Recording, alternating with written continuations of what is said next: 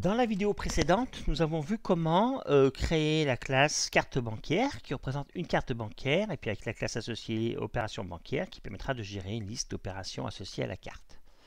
Donc ces objets modèles sont construits par la carte bancaire DAO, c'est une classe Java qui par JDBC va accéder à la base de données, écrire les informations et créer les objets modèles. Donc écrivons le code de cette classe carte bancaire DAO.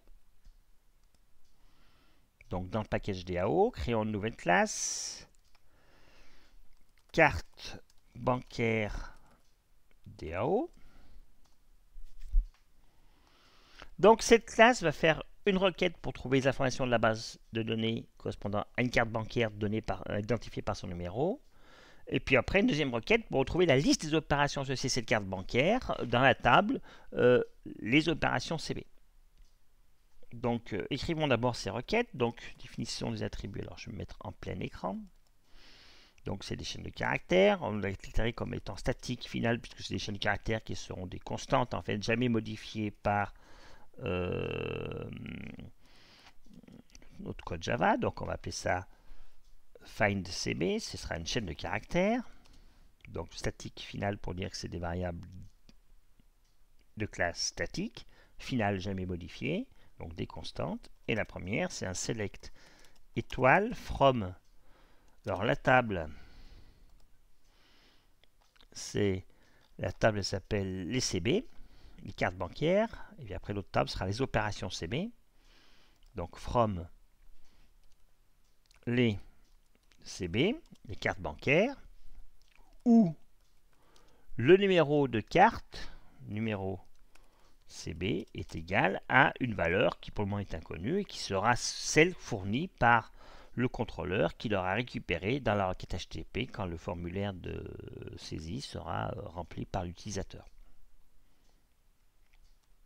La deuxième requête, donc pour avoir la liste des opérations, donc statique final string, string en minuscule, find ops, donc on met des majuscules plus une constante, donc ce sera toujours pareil, un select étoile from, cette fois-ci c'est la table des opérations CB, où le numéro CB est égal à le paramètre fourni. Donc là, ici, on va un point d'interrogation puisqu'on fera un prepared statement et avec JDBC, on remplacera ce point d'interrogation par la valeur fournie par le contrôleur. Et puis, on peut aussi trier par jour, order by, donc date hop, c'est le jour, et puis aussi heure hop, c'est l'heure à laquelle l'opération a lieu. Donc commençons par écrire la première méthode qui va être donc une méthode toujours comme on est un DAO, on va faire des méthodes statiques, ça ne sert à rien de créer des instances de l'objet DAO, c'est une classe qui rend des services. Donc une méthode statique, méthode de classe, qui va renvoyer un objet carte bancaire. Donc là il faut bien penser à faire l'import de cette classe pour qu'elle soit connue parce qu'elles ne sont pas dans le même package. On va appeler ça find carte. Allez, hop, voilà, cette opération. Elle a comme paramètre une data source. DS, donc data source, c'est une classe qui vient du package javax.sql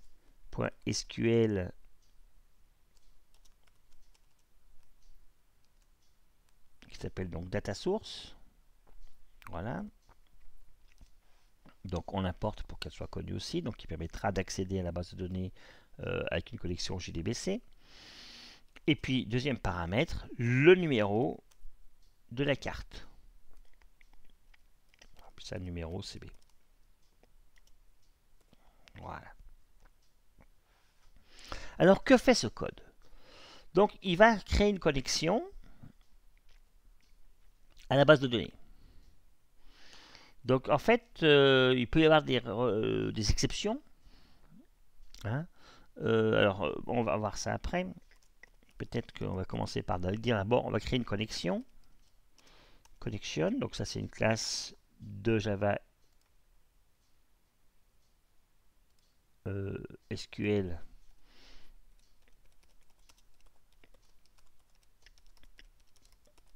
connexion.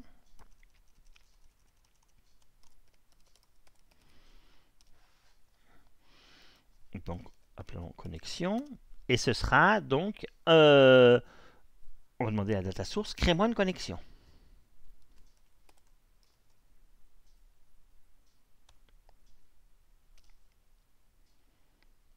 Alors, vous voyez ici que ça peut lancer des exceptions SQL exception, puisque, par exemple, la base de données pourrait être en panne, le serveur BD arrêté, donc il y aura une exception, ça ne marche pas. Donc, qu'est-ce que je fais de cette exception? Cette exception, je vais la rajouter dans mes throws. Je ne vais pas la traiter au niveau de mon DAO. Ce sera l'application, donc le contrôleur, qui saura s'il va afficher un message à l'utilisateur pour dire attention, la BD ne marche pas, etc. Donc, je lance l'exception. SQL exception, je la relance, elle intervient. La connexion, il faut la fermer une fois qu'elle a été ouverte. Hein, j'ouvre la connexion et je la referme. Donc ici, comme data source va gérer un pool de connexion, ça la reposera dans le pool de connexion, prête à l'usage pour une autre requête. Donc ne pas la garder. Donc plutôt que d'écrire un clause, je vais faire un try avec ressources, qui est une nouveauté du JDK 7, qui permettra donc de faire le close automatiquement dans une instruction finally. Donc c'est pas besoin d'écrire le finally close, c'est implicite. Une fois que j'ai la connexion, je vais le mettre aussi dans le try, je vais créer un prepared statement.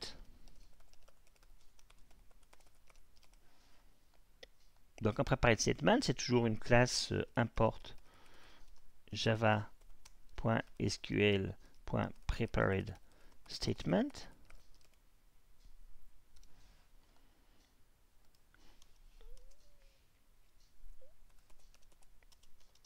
Et qui sera donc créé à partir de ma requête findCB.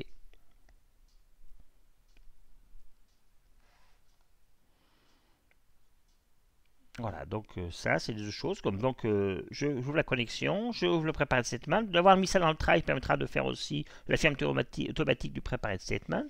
Maintenant, une fois que ça c'est ouvert, qu'est-ce que je fais?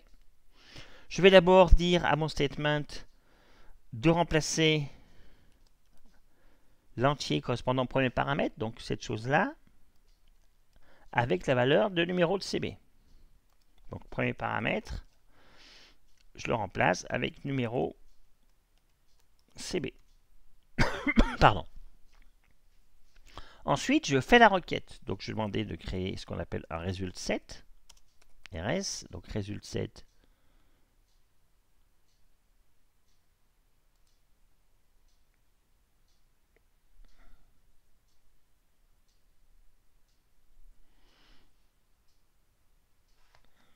J'ai mis un point ici. Voilà. Donc, import Java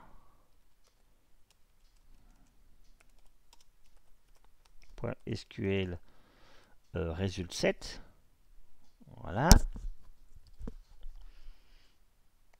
Et donc ce result set, ce sera donc statement. Et je lui demande d'exécuter la requête.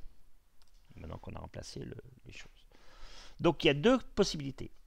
Soit le numéro de carte bleue que j'ai donné existe et dans ce cas-là, dans le result set, il y aura quelque chose que je vais lire et créer à partir de ce que je vais lire la carte bleue, enfin la carte bancaire. Soit il n'y a rien, et dans ce cas-là, je vais décider que ma méthode renverra nulle. Donc je vais dire si il y a quelque chose dans mon result set. Alors il n'y a qu'une ligne, hein, parce que pour un numéro de carte bleue, c'est une clé, il n'y a qu'une ligne dans mon result set. Donc si mon result set a quelque chose, d'accord, donc ça renverra vrai, et j'aurai cette ligne, je peux dire que je crée un objet carte bancaire que je vais renvoyer. Donc je renvoie un nouveau objet carte bancaire avec comme paramètre le numéro de la carte. Donc là, c'est le paramètre qu'on va donner ici.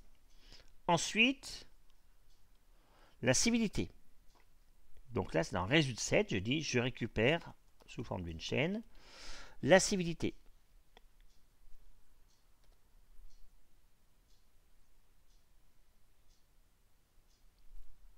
Donc la civilité, c'est le nom de la colonne hein, dans la table. Donc c'est civilité titulaire. CB. Civilité titulaire CB. Ensuite, je récupère le nom du titulaire, RS getString. Donc c'est nom titulaire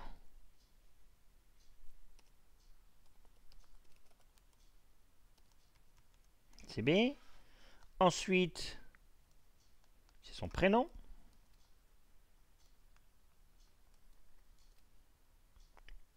Non, pardon. Copier. Coller. Prénom. Ensuite, j'ai récupéré, alors c'est pas une string, mais c'est un entier. Donc c'est le année fin CB, l'année de fin de validité. Voilà. Et pareil, le mois.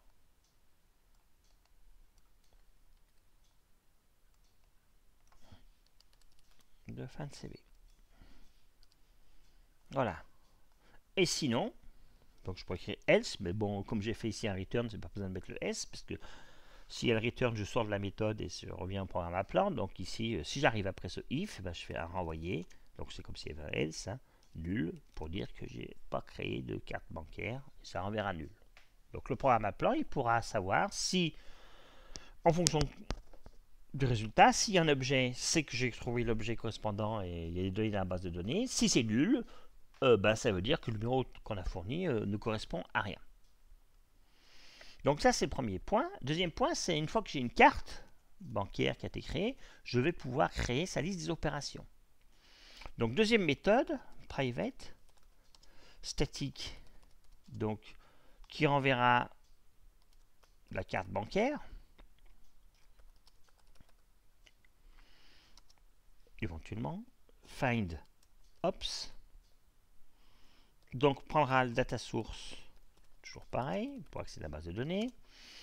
Le numéro, alors ce que je peux donner, c'est plutôt bah, je donne la carte bancaire. Voilà, puisque je l'ai, la carte bancaire qui a son numéro. Donc CB. Donc toujours pareil, hein, je prends une connexion, je crée un prepared statement.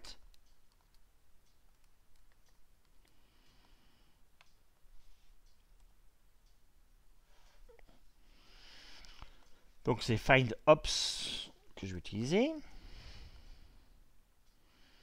Ensuite, donc ici, je remplace le paramètre et j'exécute la requête. Donc je remplace ce paramètre et j'exécute la requête select from les opérations avec numéro de carte bleue et trié par date et voilà.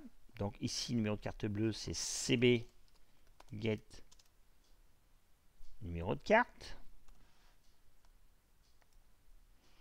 Et puis ensuite, eh ben, je parcours ce résultat 7, voir rs.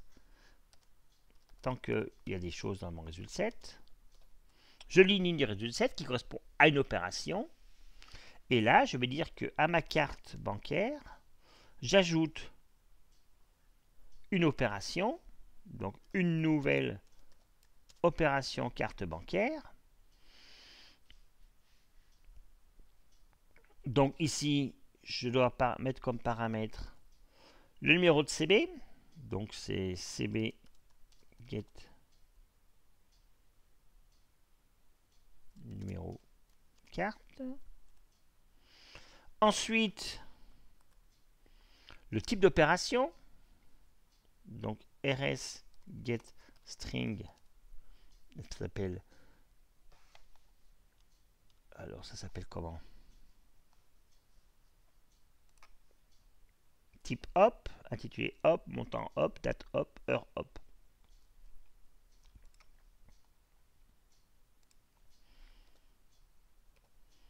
Donc type hop.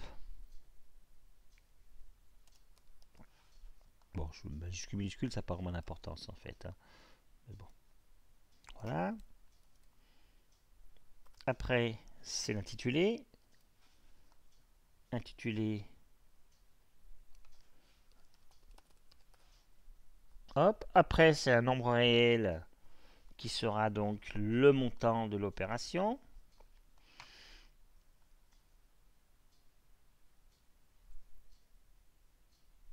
Donc c'est un double. rs get double. Montant hop. Et ensuite,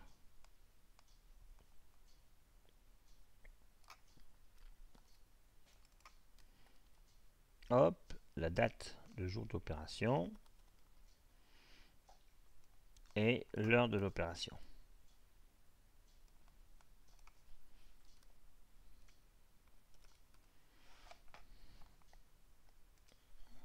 Et je renvoie ma carte bancaire. Avec en plus maintenant ces informations. Alors il y a une erreur. Oui, j'ai oublié de lancer l'exception. Est-ce que l'exception? Voilà. Donc j'ai mes deux méthodes qui permettront de trouver la carte et puis si la carte est trouvée, de lui rajouter sa liste d'opérations. Donc il ne restera plus qu'une chose à faire, c'est le contrôleur. Et après on pourra tester notre application. Ce qu'on verra dans les vidéos suivantes.